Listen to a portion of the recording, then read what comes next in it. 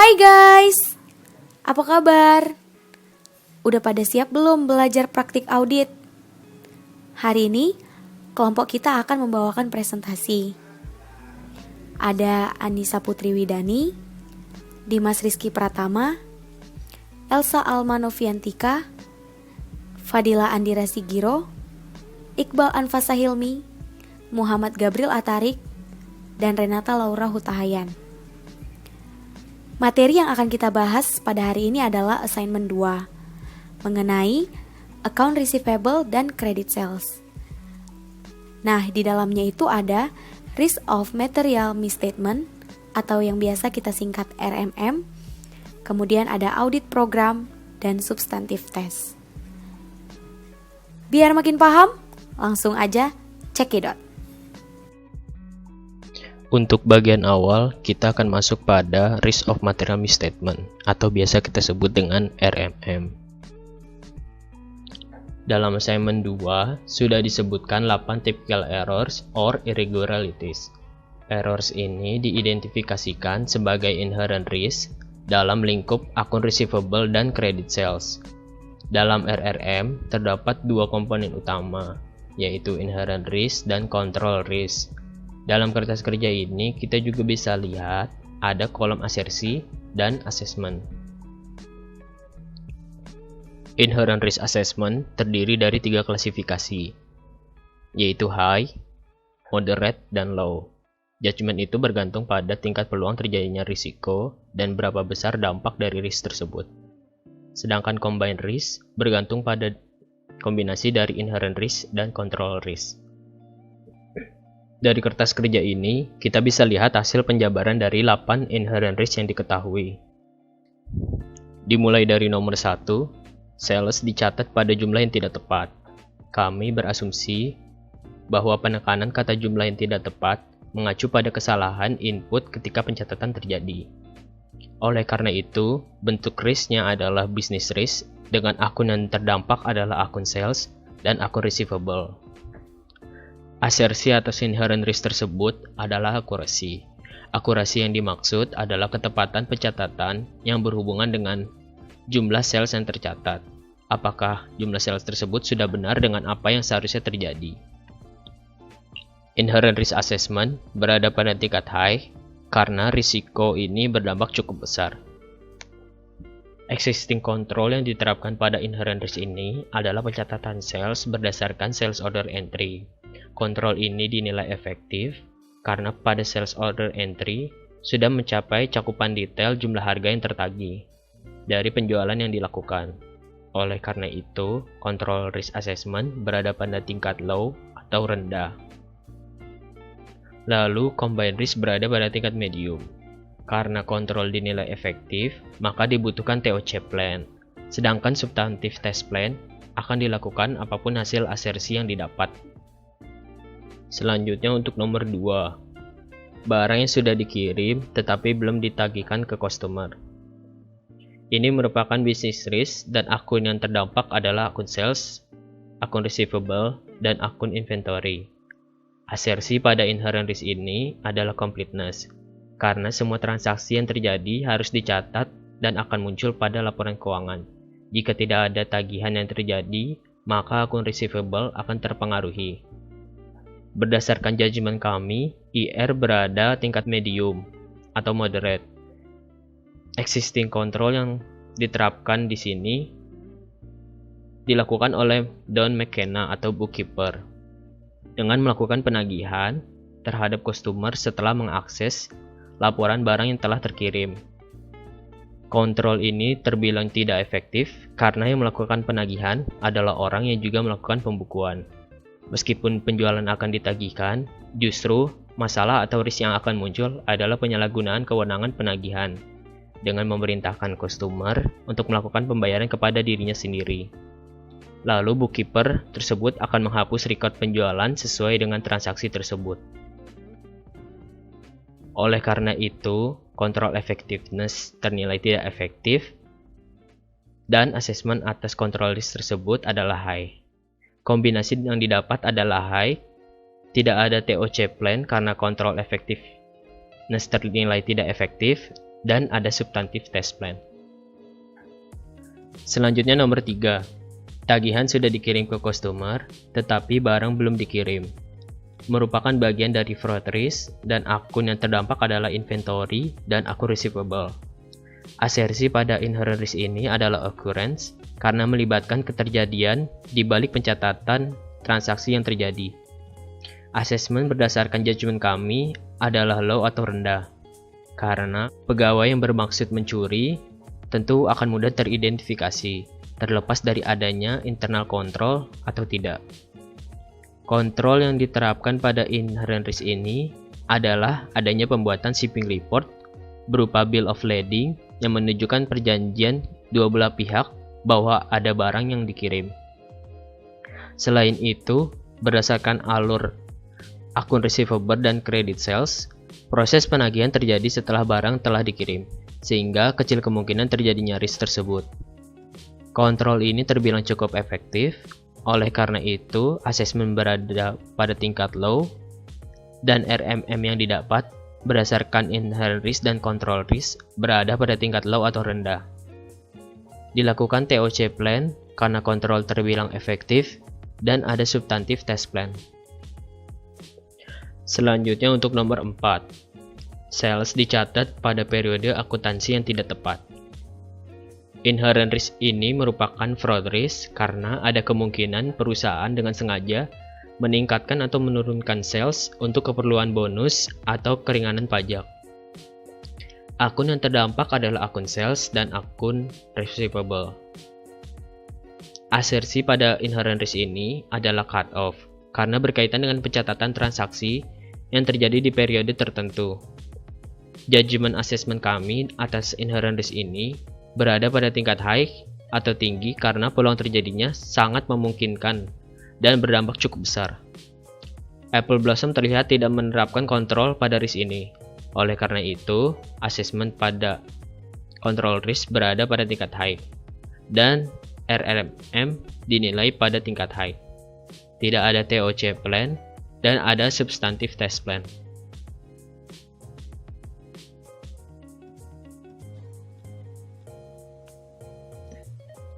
Selanjutnya nomor 5, faktor risikonya yaitu pemberian bonus apabila sales meningkat. Inherent risk yang teridentifikasi adalah merchandise terjual ke customer yang memiliki risiko kredit yang buruk. Ini termasuk ke dalam fraud risk, dan akun yang terdampak adalah sales dan account receivable. Asersi atas inherent risk ini adalah valuasi. Jadi penjelasannya, apabila sales terjadi pada customer yang memiliki risiko kredit yang buruk, maka akan ada kemungkinan gagal bayar. Nah, untuk memitigasi hal tersebut, maka perusahaan mengalokasikan bad debt expense. Nah, bad debt expense ini berhubungan dengan penilaian account receivable. Untuk inherent risk sendiri, kami menilai moderate. Existing control untuk memitigasi risiko ini adalah perusahaan menggunakan software, di mana software ini nantinya akan memberikan flag pada customer yang melebihi batas limit kredit. Hal ini akan menjadi dasar bagi credit manager atau Brenda untuk memberikan approval atas credit sales. Menurut kami, internal control ini sudah efektif karena dapat memitigasi terjadinya penjualan kepada customer yang memiliki risiko yang buruk. Untuk control risk sendiri, kami menilai low. Nah, dan combined risk-nya kami menilai low. Karena menurut kami internal control-nya sudah efektif, maka perlu dilakukannya test of control. Dan tentu saja perlu dilakukan substantive test. Kemudian nomor 6, faktor risikonya yaitu pemberian bonus apabila sales meningkat. Inherent risk yang teridentifikasi adalah sales yang tidak diotorisasi terjadi. Ini termasuk ke dalam fraud risk, dan akun yang terdampak adalah sales dan account receivable. Asersi atas inherent risk ini adalah eksistensi.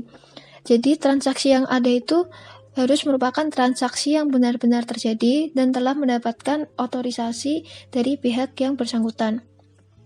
Kami menilai inherent risk ini adalah high atau tinggi. Existing control untuk memitigasi risiko tersebut adalah sales order harus mendapatkan approval dari sales manager dan credit manager. Menurut kami, pengandalan internal ini sudah efektif karena dapat memitigasi sales yang tidak diotorisasi oleh pihak yang bersangkutan. Kemudian kami menilai control risk ini low dan combined risk-nya atau risiko salah saji materialnya yaitu low. Nah, karena pengendalian internal ini kami rasa efektif, maka perlu dilakukannya test of control dan kemudian juga dilakukan substantive test. Kemudian nomor 7, faktor risikonya yaitu human error. Inherent risk yang teridentifikasi adalah sales diposting pada jumlah yang salah. Ini termasuk ke dalam business risk dan akun yang terdampak adalah sales. Asersi atas inherent risk tersebut adalah valuasi dan alokasi, di mana seharusnya nilai yang tercantum pada akun sales merupakan nilai yang tepat. Inherent risk ini kami nilai moderate.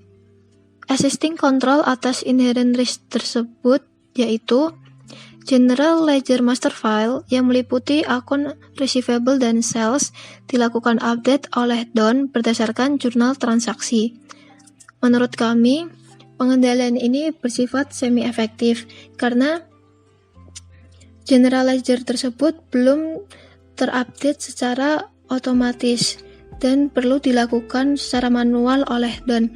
Bisa saja Don salah menginput nilai transaksi dan yang akhirnya berakibat pada salah saji. Control risk ini kami nilai moderate, sedangkan untuk combined risk-nya atau risiko salah saji materialnya kami nilai moderate. Karena menurut kami pengendalian internal ini semi-efektif, maka perlu dilakukan test of control dan tentunya juga perlu dilakukan substantive test. Kemudian nomor 8, faktor risikonya yaitu kolusi dengan customer. Inherent risk yang teridentifikasi adalah right of piutang yang tidak diotorisasi terjadi. Ini termasuk ke dalam fraud risk, dan akun yang terdampak adalah account receivable dan AFD atau allowance for doubtful account. Asersi atas inherent risk ini adalah valuasi. Jadi dalam menentukan atau apakah piutang akan dihapuskan atau tidak, diperlukan pertimbangan dari pihak-pihak yang terkait. Apabila perusahaan telah memutuskan untuk menghapuskan piutang ini, maka akan mengurangi account receivable dari si customer tersebut. Nah, inilah yang disebut dengan valuasi account receivable. Kami menilai inherent risk ini high atau tinggi.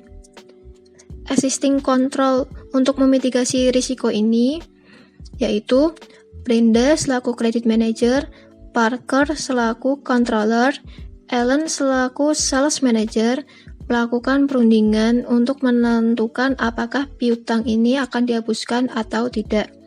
Apabila mereka telah sepakat, maka Brenda selaku credit manager mengotorisasi write-off ini.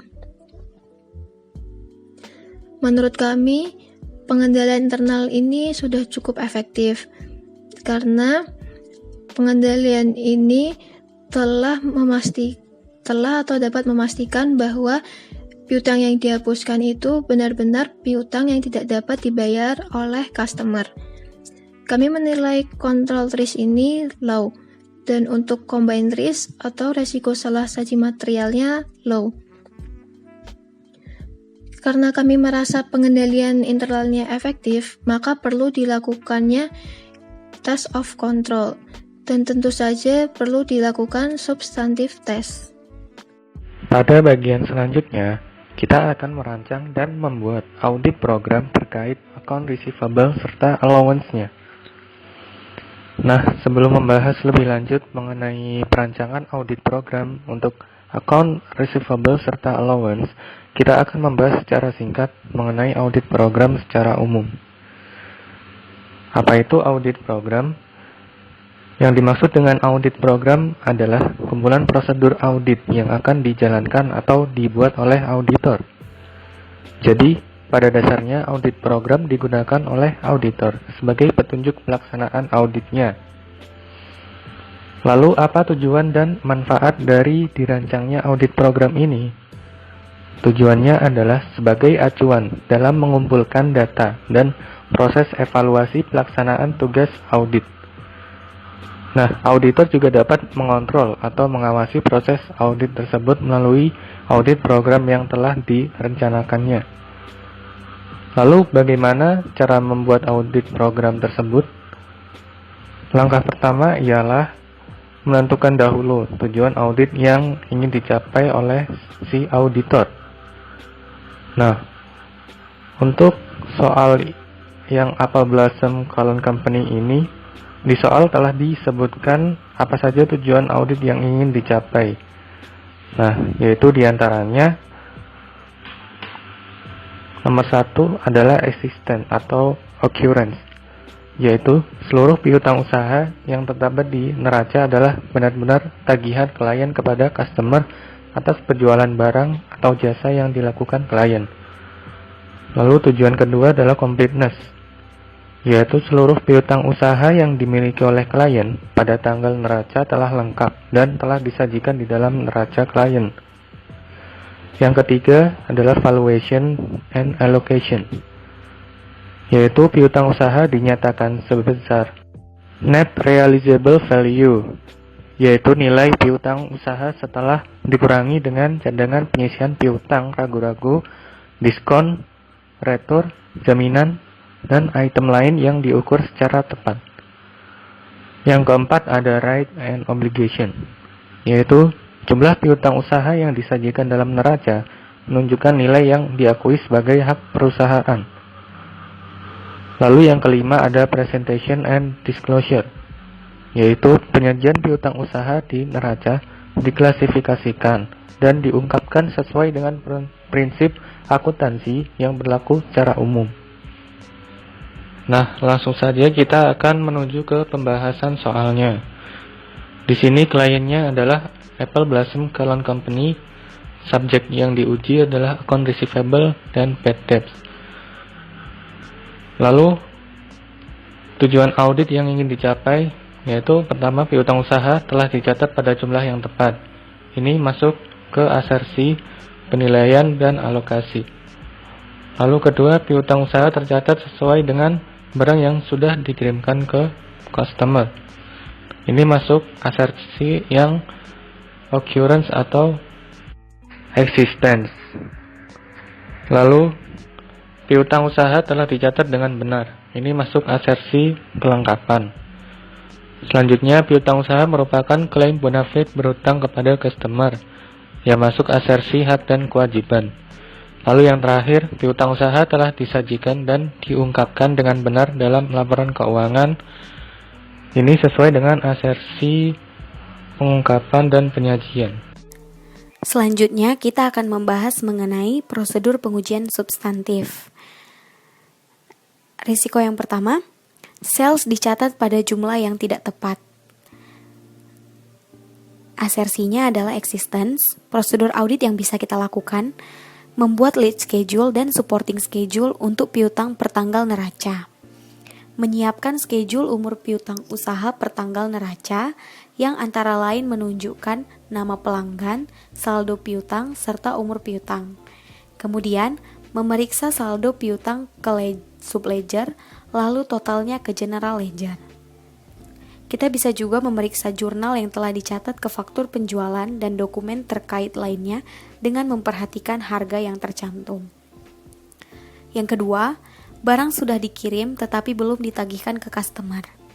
Prosedur audit yang bisa kita lakukan, melakukan tracing pencatatan jurnal penjualan ke dokumen pendukung, termasuk duplikat faktur penjualan, bill of lading, pesanan penjualan, dan pesanan pelanggan. Yang ketiga, tagihan sudah dikirim ke customer tetapi barang belum dikirim. Prosedur audit yang bisa kita lakukan, melakukan tracing dokumen pengiriman ke jurnal penjualan untuk memastikan kebenaran dari transaksinya. Yang keempat, sales dicatat pada periode akuntansi yang tidak tepat. Prosedur audit yang bisa kita lakukan, membandingkan tanggal pencatatan penjualan dalam jurnal penjualan dengan duplikat faktur penjualan dan bill of lading. Lalu, melakukan pengujian terhadap sales cut-off dengan memeriksa sales invoice, credit note, dan lain-lain, lebih kurang 2 minggu sebelum dan sesudah tanggal neraca.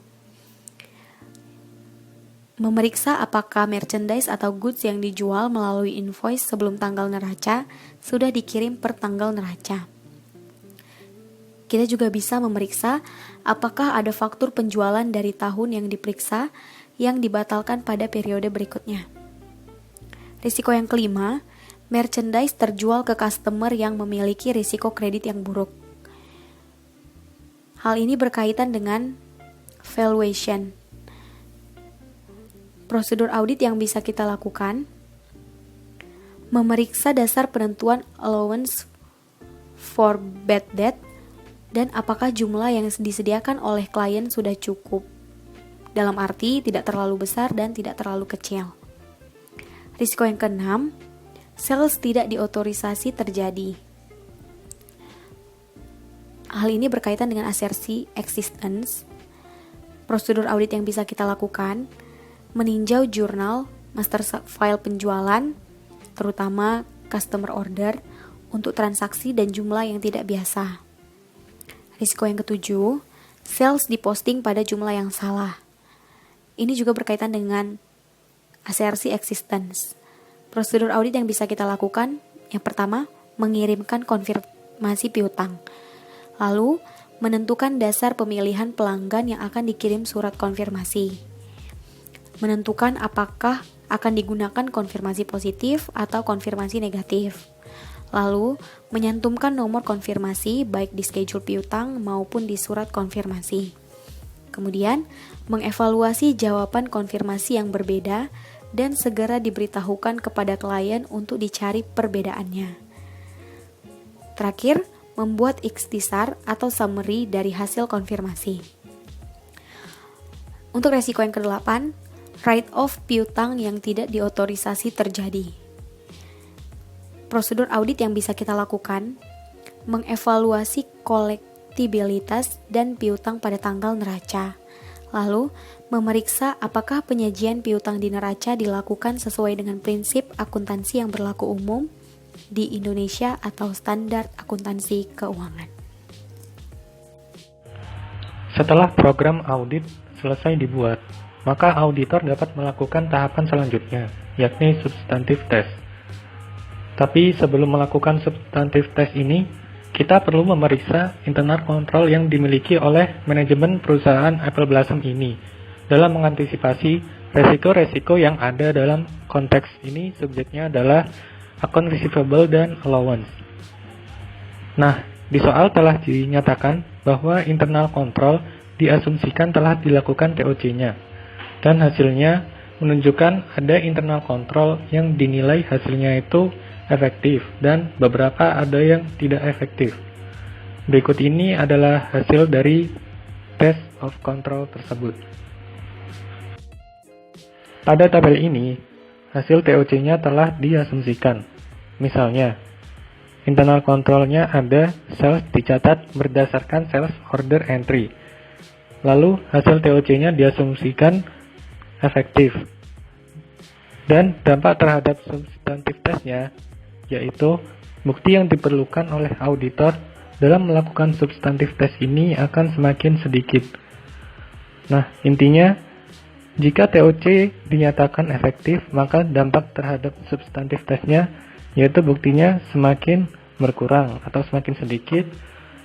Sedangkan kebalikannya, apabila hasil TOC dianggap tidak efektif, maka bukti yang diperlukan oleh auditor itu dalam melakukan substantive test-nya semakin banyak. atau ukuran sampelnya akan semakin luas. Assalamualaikum warahmatullahi wabarakatuh, teman-teman. Perkenalkan, nama saya Iqbal Anfasa Hilmi. Di sini saya beserta rekan-rekan saya akan menjelaskan tentang substantif tes, account receivable, dan sales credit. Nah, kita akan langsung masuk ke soalnya aja ya. Jadi, informasi yang disajikan di dalam soal itu pada 2 Januari mengirim konfirmasi positif dan negatif ke customer klien. Konfirmasi positif dikirimkan kepada customer dengan saldo account receivable lebih dari 5.000 dan customernya adalah sebagai berikut. Yang pertama adalah capital order, sumbernya di B5 dengan hasil konfirmasi no exception. Kemudian daring B4 hanya merasa punya utang $5.700. Kemudian Frankie Floral Fragrance B2 dengan no exception. Kemudian Incest dengan B5 tapi ada kesalahan pencantuman harga, seharusnya $28.3 tapi yang ditulis sebesar $82.3. Jadi dikredit sebesar $1.080. Kemudian Tears and Duval.com dari sumber B3 yang harusnya $18.540 karena sudah bayar $59.000 pada tanggal 31 Desember 2003. Kemudian William Fragrance sumbernya B3 no exception. Kemudian Young and Beautiful sumbernya B4 harusnya $1.748 dihapuskan karena ada kerusakan saat pengiriman. Kemudian selanjutnya pembayaran akun receivable setelah tanggal 31 Desember 2003 dengan customer sebagai berikut. Yang pertama adalah Body Bar, jumlah pembayarannya itu $2.850. Tanggal pembayarannya 7 Januari. Kemudian Capital Order 4.300 9 Januari. Cut Rate Discount Stores 2.000 pada 6 Januari. Kemudian Daring 26.000 pada 5 Januari. Kemudian Incest pada dengan jumlah pembayaran 7.980 pada 6 Januari. Kemudian Janis Department Store dengan jumlah pembayaran 4.515 pada 3 Januari. Kemudian Lone Star Supply dengan jumlah pembayaran 2.500 pada 8 Januari. Kemudian National Gas pada 1.200 pada tanggal pembayaran 6 Januari. Kemudian Rouse Department Store dengan jumlah pembayaran 2.350 pada tanggal 6 Januari. Kemudian Tears and Duval.com dengan pembayaran 59.000 pada tanggal 2 Januari. Dan yang terakhir adalah Young and Beautiful dengan jumlah pembayaran 17.000 pada tanggal 8 Januari.